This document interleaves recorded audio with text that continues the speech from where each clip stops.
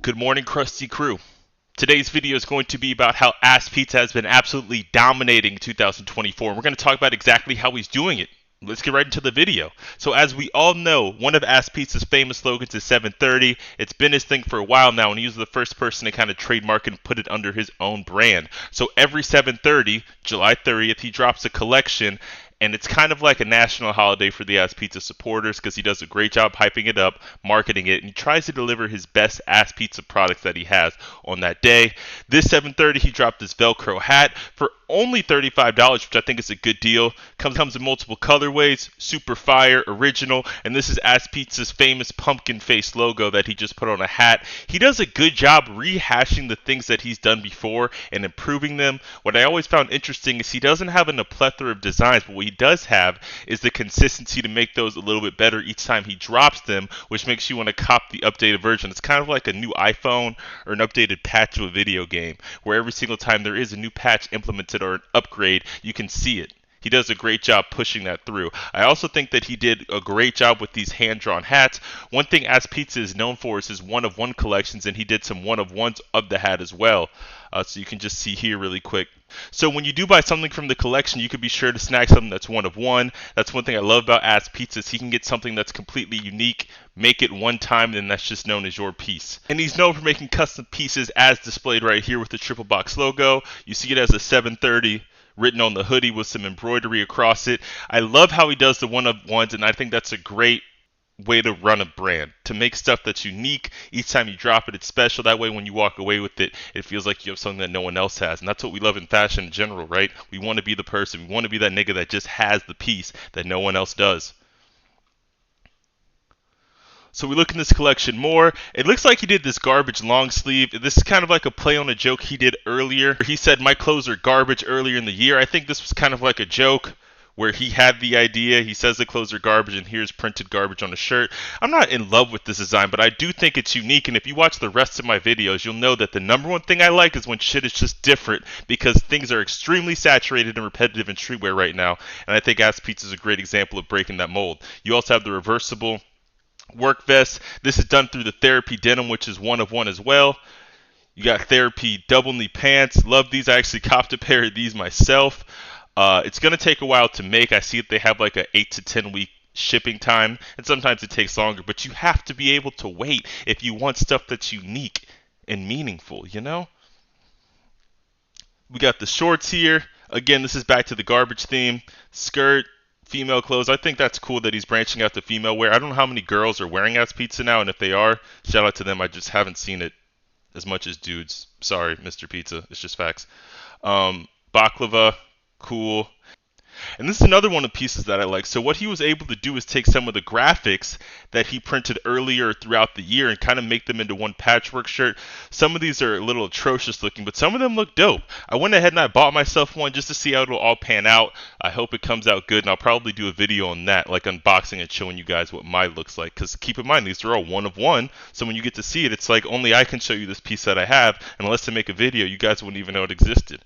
And that's going to bring us to our next thing. So these prints are from another brand that he has going on this year. And we're getting to exactly why Asspizza has been dominating 2024. So this is just one vein of what he's been doing. This was a 730 drop day. It was only up for a weekend or so.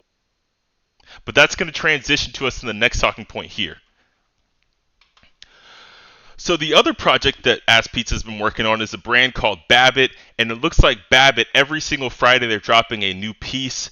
None of these pieces really have to do with each other. They're all kind of different and unique on their own, but it's just an idea that Asspizza has. He's also printing these on previously thrifted t-shirts and then selling them. That way it's kind of saving the environment. He's taking an old shirt that would have never done anything and turning it into something that people would actually want to wear. It's pretty unique, and it's also unheard of in this community, right? A lot of times people don't give a fuck. They just want to get their money up, but I think this is a mindful decision by Asspizza, and it also is one of his original themes. I think this is one of Asspizza's original themes, because in the beginning, if you guys remember way back when, his first collection, it was like 150 revived tees where he did the same thing. The only thing is he wasn't printing on the shirts. He was just putting his drawings on them, which back then was good enough because it was so scarce to get your hands on some Asspizza pieces. Outside of doing the printing on shirts, he also did one-of-ones. This is what I'm saying. Bro is over here spazzing right now. So besides doing the printing, earlier in this year, every single day he was dropping a unique piece. He was supposed to keep doing it throughout the year, but I think it slowed down somewhere around like March or April, because I can see how he has so many projects going on. This one just had to die. But what he was doing was dropping unique one-of-one pieces. They get posted to the site once, they get sold once, and that just be the end of it. So I'm walking through a few of these right now. This one goes so fucking hard. So fucking hard. More pieces here. So we're already at 3 ideas right now. So he's dropping the 730 drop. He's doing the Asspizza revived printed t-shirts. And then he's also making these unique one-of-ones, selling them one time, that's the end of it. I mean, this guy is on one.